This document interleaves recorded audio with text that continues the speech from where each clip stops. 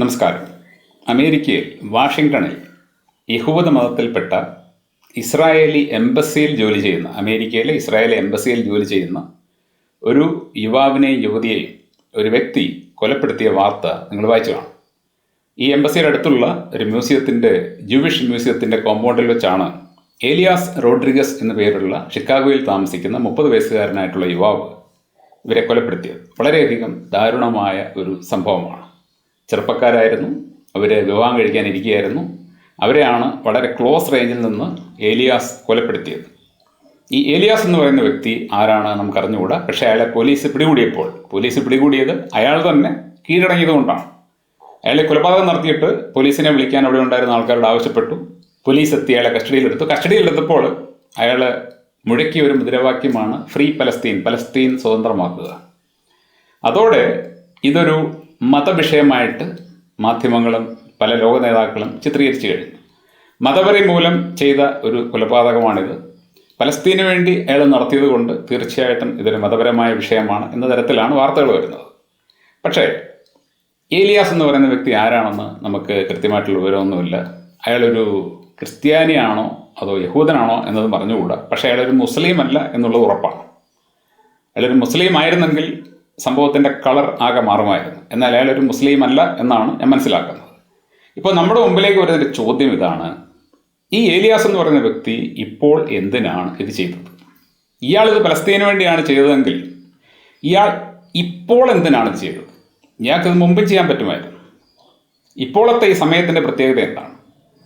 ഇയാൾ ഇപ്പോൾ ഇത് ചെയ്തത് ഏതോ ചില വ്യക്തികൾക്ക് ഗുണം കിട്ടാൻ വേണ്ടിയാണ് എന്ന കാര്യത്തിൽ എനിക്കൊരു സംശയമില്ല. അപ്പോൾ ഇയാൾ നടത്തിയ ഈ കൊലപാതകം കൊണ്ട് ആർക്കാവും ഇപ്പോൾ ഗുണം കിട്ടുക? തീർച്ചയായിട്ടും ഇതിൻ്റെ ഗുണഭോക്താവ് ഇസ്രായേലി പ്രൈം മിനിസ്റ്റർ നെതന്യാഹു ആണ്.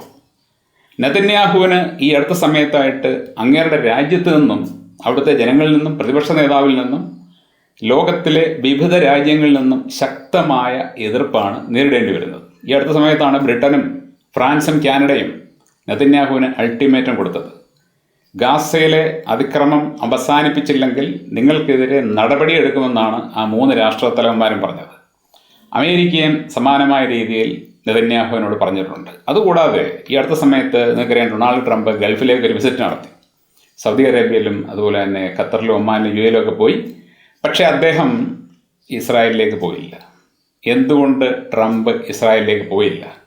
അപ്പോൾ ഇസ്രായേലിന് അമേരിക്കയും യൂറോപ്യൻ രാജ്യങ്ങളുമൊക്കെ ഏതാണ്ട് കൈയൊഴിയുന്ന ഒരു സാഹചര്യം ഇപ്പോൾ നമ്മൾ കാണുകയാണ്. അതും ഗാസയുടെ പേരിലാണ് അത് സംഭവിക്കുന്നത്. അതിലൊക്കെ ഉപരി നെതന്യാഹുവിന് ഏറ്റവും കൂടുതൽ പ്രശ്നമുണ്ടാക്കുന്ന ട്രംപിൻ്റെ ഒരു നീക്കം ഇറാനുമായിട്ട് അദ്ദേഹം എടുക്കാൻ ശ്രമിക്കുന്നതാണ്. ട്രംപ് അധികാരത്തിൽ വരുന്നതിന് മുമ്പ് പൊതുവിൽ എല്ലാവരും പറഞ്ഞിരുന്നത് ട്രംപ് ഇങ്ങോട്ട് വന്നാൽ ഇറാൻ തവിടുപൊടിയാകും, ഇറാനൊക്കെ ആക്രമിക്കുമെന്നൊക്കെയാണ്. ഞാൻ ആ സമയത്തൊക്കെ ഇട്ടിരുന്ന വീഡിയോകളിൽ പറഞ്ഞിരുന്നു, ട്രംപ് വന്നു കഴിഞ്ഞാൽ ഇറാനുമായിട്ടുള്ള അമേരിക്കയുടെ ബന്ധം മാറാനാണ് സാധ്യത. ഇപ്പോൾ ഏകദേശം അതേ രീതിയിലാണ് കാര്യങ്ങൾ പോകുന്നത്. ട്രംപ് അധികാരത്തിൽ വന്ന ശേഷം ഇറാനിലേക്ക് ഒരു ലെറ്റർ അയക്കുന്നു, നമുക്ക് ചർച്ച ചെയ്യാമെന്ന് പറയാം. അമേരിക്കയും ഇറാനും തമ്മിലുള്ള വിഷയം ചർച്ച ചെയ്യാം.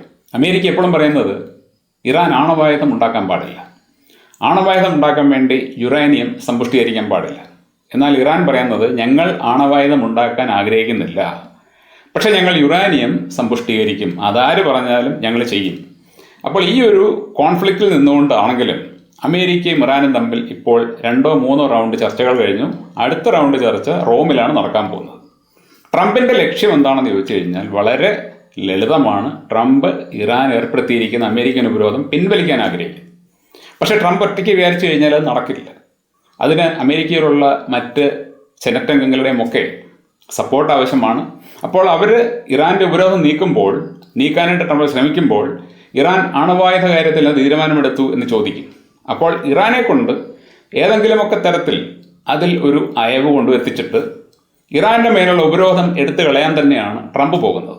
അങ്ങനെ ഇറാൻ്റെ മേലുള്ള ഉപരോധം ട്രംപ് എടുത്തു കളയുമ്പോൾ അമേരിക്കയും ഇറാനും തമ്മിൽ നേരിട്ടുള്ള ഒരു ബന്ധമാകും. അതുകൂടാതെ ഇറാൻ്റെ സമ്പദ്ഘടന എന്നുള്ളത് അതിവേഗം വളരും, അതിവേഗം. നമ്മുടെ രാജ്യത്ത് ചില ആൾക്കാർ പലയിടത്തും പറയുന്നത് ഞാൻ കണ്ടിട്ടുണ്ട്, ഇറാൻ ഒരു ദരിദ്ര രാജ്യമാണ്, ഇവിടെ കഞ്ഞി കുടിക്കാൻ വകയില്ല, വളരെ ബുദ്ധിമുട്ടിലാണ് ആൾക്കാരെന്നൊക്കെ.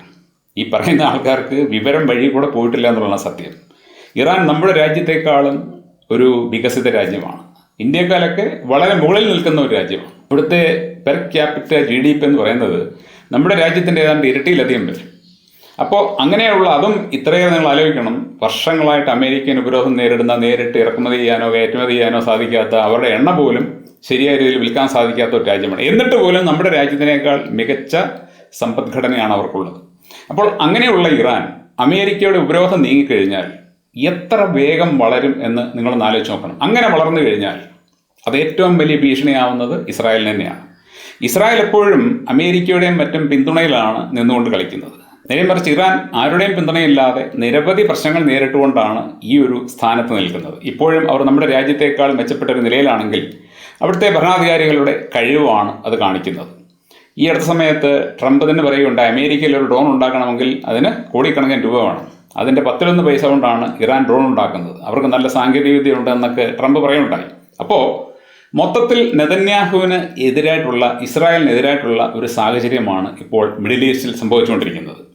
ഗാസ സ്വന്തമാക്കാൻ വേണ്ടി നെതന്യാഹുവിനെ ഇളക്കിവിട്ട് ഏതോ ചില എണ്ണ മാഫിയകൾ അവിടെ സ്വന്തമാക്കാൻ വേണ്ടി ശ്രമിക്കുമ്പോൾ അതിനെതിരെ ഇപ്പോൾ വളരെ ശക്തമായിട്ടുള്ള നിലപാടുമായിട്ട് ട്രംപും യൂറോപ്യൻ യൂണിയനും ഒക്കെ വരുന്നത് എനിക്ക് തോന്നുന്നു ഗൾഫ് രാജ്യങ്ങളിലുള്ള പല നേതാക്കളുടെയും താല്പര്യപ്രകാരം കൂടി ആയിരിക്കണം. ഇസ്രായേലിനെ മുമ്പിൽ നിർത്തിക്കൊണ്ട് കളിക്കുന്നവർക്ക് ഒരു തിരിച്ചടി കൊടുക്കാൻ ട്രംപിനും ആഗ്രഹമുണ്ട്.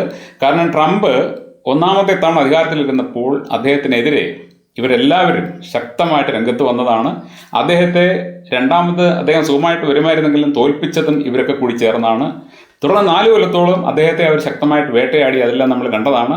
പക്ഷേ അദ്ദേഹം അതിനെയെല്ലാം അതിജീവിച്ച് വീണ്ടും അമേരിക്കൻ പ്രസിഡന്റായി കഴിഞ്ഞപ്പോൾ അദ്ദേഹം എന്തായിരുന്നോ ആകുന്നതിന് മുമ്പ് പറഞ്ഞിരുന്നത് ആ കാര്യങ്ങളെല്ലാം ഒന്നൊന്നായിട്ട് നടപ്പിലാക്കിക്കൊണ്ടിരിക്കുകയാണ്. നമ്മുടെ നാട്ടിലെ രാഷ്ട്രീയക്കാരെ പോലെ ഇലക്ഷൻ സമയത്തൊന്ന് പറയും, അധികാരത്തിൽ വന്നു കഴിഞ്ഞാൽ അതെല്ലാം മറന്നുപോകും. ട്രംപ് അങ്ങനെയല്ല. ട്രംപ് എന്താണോ പറഞ്ഞത് അതെല്ലാം തന്നെ ഒന്നൊന്നായിട്ട് അദ്ദേഹം സാധിച്ചുകൊണ്ടിരിക്കുകയാണ്.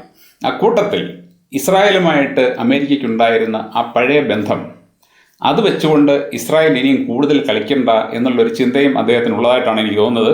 അതുകൊണ്ട് തന്നെയാണ് അദ്ദേഹം മുൻകൈയെടുത്ത് ഇറാനുമായിട്ടുള്ള ബന്ധം പരിഷ്കരിക്കാൻ പോകുന്നത്. ഇറാനുമായിട്ടുള്ള അമേരിക്കയുടെ ബന്ധം സാധാരണ മട്ടിലായി കഴിഞ്ഞാൽ, ഇറാൻ്റെ ഉപരോധം നീങ്ങിക്കഴിഞ്ഞാൽ ഇതിൽ പരം വലിയൊരു തിരിച്ചടി ഇസ്രായേലിന് കിട്ടാനില്ല. ഇങ്ങനെ നിരവധി പ്രശ്നങ്ങളുടെ ഇടയിൽ നിൽക്കുന്ന ഇസ്രായേൽ എങ്ങനെയെങ്കിലും ഗാസ സ്വന്തമാക്കണം എന്നുള്ള ഒരു പ്രതിജ്ഞയിൽ നിൽക്കുകയാണ്. എങ്ങനെയും ഞങ്ങൾ ഗാസ സ്വന്തമാക്കും എന്നാണ് നെതന്യാഹു എപ്പോഴും പറയുന്നത്.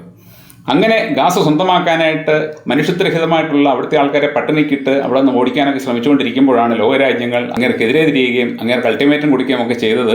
ആ സമയത്ത് അങ്ങേർക്ക് ഫേവറബിളായിട്ട്, അതായത് ഇസ്രായേലിന് ഫേവറബിളായിട്ട് ഒരു വികാരമുണ്ടാക്കാൻ ഇത്തരത്തിലുള്ള ഒരു കൊലപാതകത്തിലൂടെ സാധിക്കും എന്ന് നെതന്യാഹു കണക്കൂട്ടിയിട്ടുണ്ട്. നിങ്ങൾക്കറിയാം, ആധുനിക കാലത്ത് സ്വന്തം പൗരന്മാരെ കൊലപ്പെടുത്തിയിട്ടാണെങ്കിൽ പോലും അധികാരത്തിൽ ഇരിക്കുന്നവർക്ക് ആ അധികാരത്തിൽ തുടരാനായിട്ട് അവർ ശ്രമിക്കും. അവരെ സംബന്ധിച്ച് ജനങ്ങളുടെ ജീവനൊന്നും യാതൊരു വിലയുമില്ല. അവരുടെ ആ സ്ഥാനം, അവരുടെ കസേരയാണ്, അല്ലെങ്കിൽ അവരുടെ ലക്ഷ്യങ്ങളാണ് അവർക്ക് പ്രധാനം.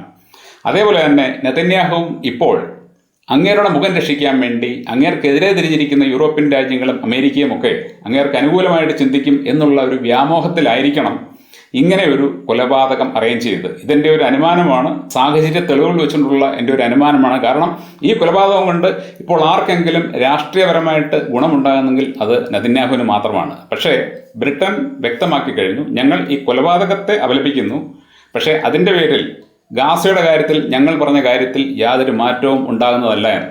എന്തായാലും ശരി, നെതന്യാഹുവിൻ്റെ കാര്യം കഷ്ടത്തിലാണ്. അക്രമം കാണിച്ചുകൊണ്ട് പാവപ്പെട്ട ആൾക്കാരെ കൊന്നുകൊല വിളിച്ച് കുട്ടികളോട് പോലും യാതൊരു സഹതാപവും കാണിക്കാതെ അവരെ പട്ടിണിക്കിടാനും കൊന്നൊടുക്കാനും മടിയില്ലാത്ത ഈ നെതന്യാഹു ഇനി അങ്ങോട്ട് അനുഭവിക്കാൻ പോകുന്നേ ഉള്ളൂ. ഇവിടെ ഇങ്ങനെയൊക്കെയുള്ള അതിക്രമങ്ങൾ കാണിച്ച് കുറേ കാലം മുമ്പോട്ട് പോയെന്നിരിക്കും ഏത് വ്യക്തിയും. പക്ഷേ കുറേ കഴിയുമ്പോൾ അവൻ്റെ ശിക്ഷ വരാൻ തുടങ്ങും. അവൻ്റെ ശിക്ഷ വരാൻ തുടങ്ങുമ്പോൾ അതിൽ നിന്ന് രക്ഷപ്പെട്ടു പോകാൻ അവൻ ഒരിക്കലും സാധിക്കുകയില്ല. നെതന്യാഹുവിൻ്റെ ശിക്ഷ വിധിച്ചു കഴിഞ്ഞു, അത് ആരംഭിച്ചു കഴിഞ്ഞു. ഇനി അതിൽ നിന്ന് രക്ഷപ്പെടാൻ വേണ്ടി ഇയാൾ കുറേയേറെ മനുഷ്യരെ കൊന്നൊടുക്കിയാലും ശരി, ഇയാൾ രക്ഷപ്പെടാൻ പോകുന്നില്ല. നിങ്ങൾ കാത്തിരുന്ന് കാണുക.